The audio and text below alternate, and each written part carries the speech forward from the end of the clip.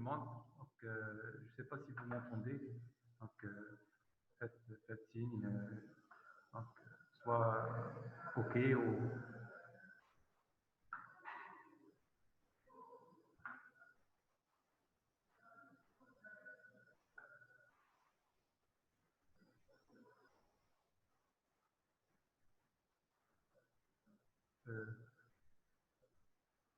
on peut commencer.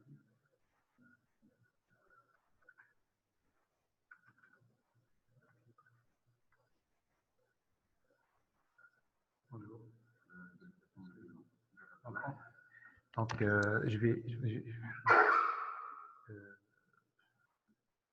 vous m'entendez là? C'est bon? C'est OK? On peut commencer? Oui, d'accord. Bonjour tout le monde. Donc, on va voir aujourd'hui un cours assez important qui est la resuscitation cardio-respiratoire.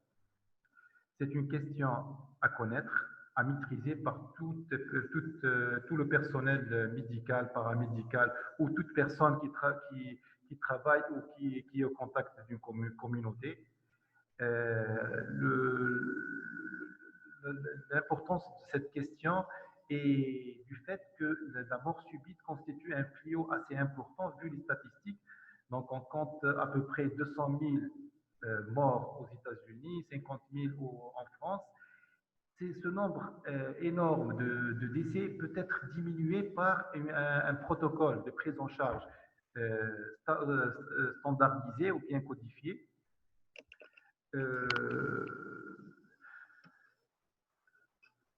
Je continue.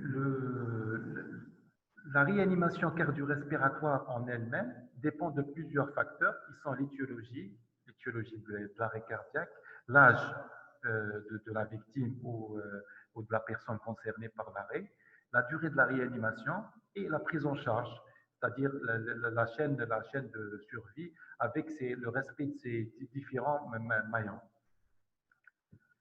Le pronostic, donc, il est sombre malgré les progrès.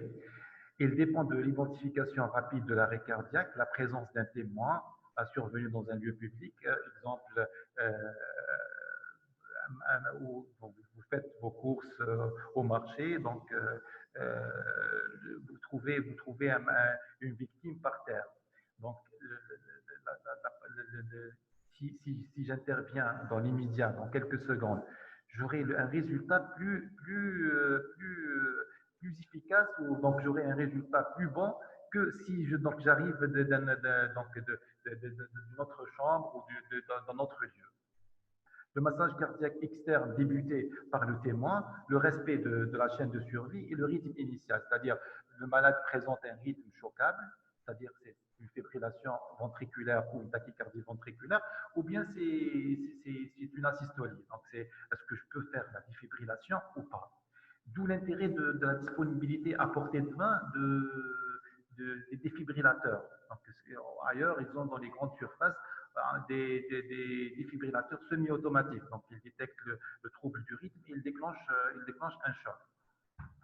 En fonction de l'étiologie, le résultat de ma réanimation ou ma ressuscitation cardio-respiratoire est fonction de l'étiologie. Exemple. Donc, j'ai pris cette série de malades. Vous voyez que sur l'écran en vert, la fibrillation et la tachycardie ventriculaire qui sont des troubles choquables. Sur 35 patients, donc j'ai 33 patients qui ont récupéré après une